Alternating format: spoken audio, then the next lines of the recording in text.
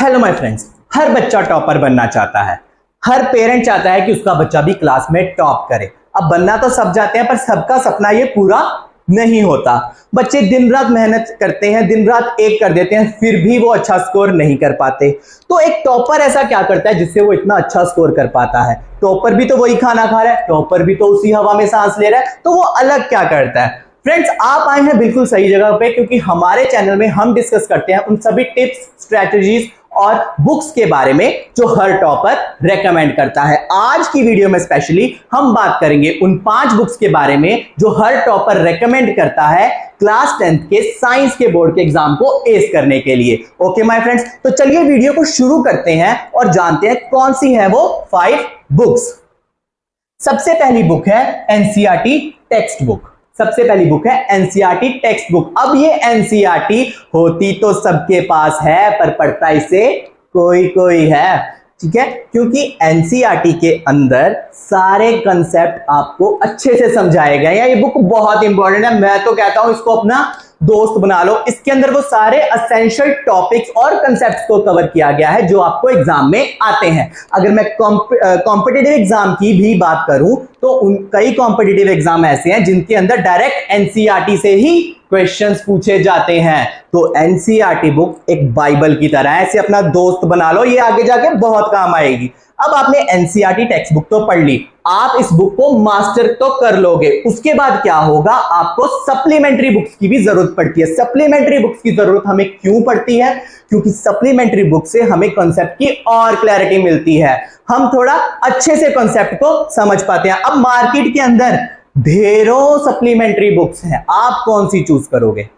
हम वही supplementary books को चूज करेंगे जिसमें हमें चीजों को थोड़ा आसान तरीके से समझाया गया है, अच्छे से समझाया गया है, हमें समझने में वो इजी है, ठीक है? तो वो पहली सप्लीमेंट्री बुक है जिसके बारे में हम बात करेंगे, वो है टुगेदर विद साइंस।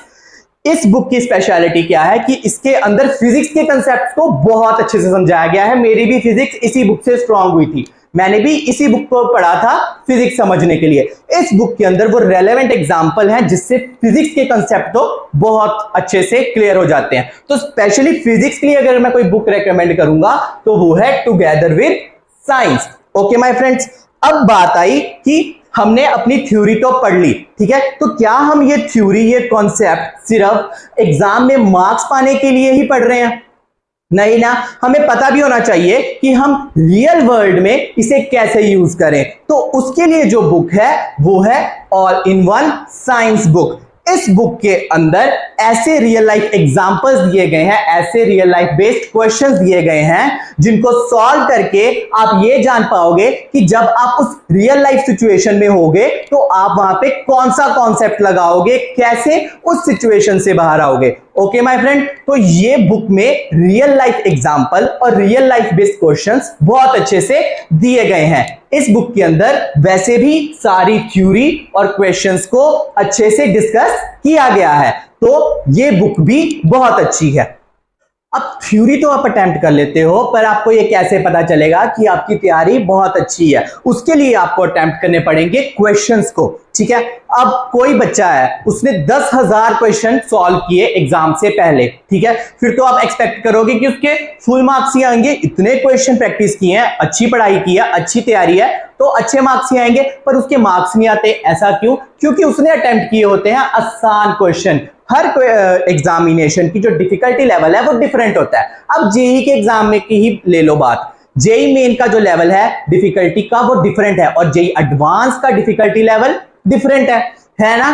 तो हमें एग्जामिनेशन के जो क्वेश्चंस है उसके डिफिकल्टी लेवल पता होना चाहिए। ये हमें कैसे पता चलेगा? ये हमें पता चलेगा प्रीवियस ईयर के क्वेश्चंस को अटेम्प्ट करके।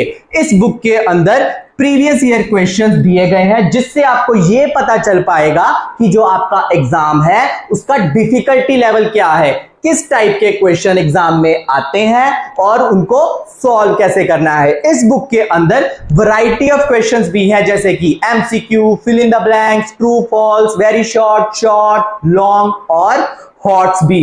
हॉट्स क्वेश्चन कौन से होते हैं?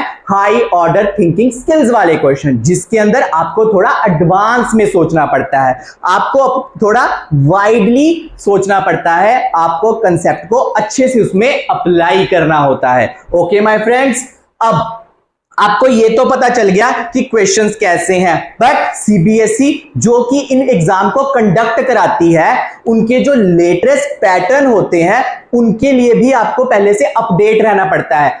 अपडेट कैसे रहोगे? जब आप वैसे क्वेश्चन सॉल्व करोगे जो न्यू पैटर्न के अकॉर्डिंग है। ओके माय फ्रेंड, अब हमने इन सभी बुक्स के बारे में डिस्कशन की। इसका मतलब ये नहीं है कि आपने इन बुक्स को नोट कर लिया, खरीद लिया और अपने घर में रख लिया। नहीं, आपने इन बुक्स में से प्रैक्टिस करनी है। Practice practice practice and practice makes a man perfect. तो परफेक्शन लाने के लिए, अपने एग्जाम में एस करने के लिए, क्लास में टॉपर बनने के लिए आपको प्रैक्टिस करनी पड़ेगी। सारे कंसेप्ट्स को अच्छे से समझना पड़ेगा, क्वेश्चंस को अच्छे से अटेम्प्ट करना पड़ेगा। ठीक है, तो इन्हीं सब चीजों के लिए आप इन बुक्स को रेफर कर सकते हैं, इन बुक्स में से पढ़ सकते हैं।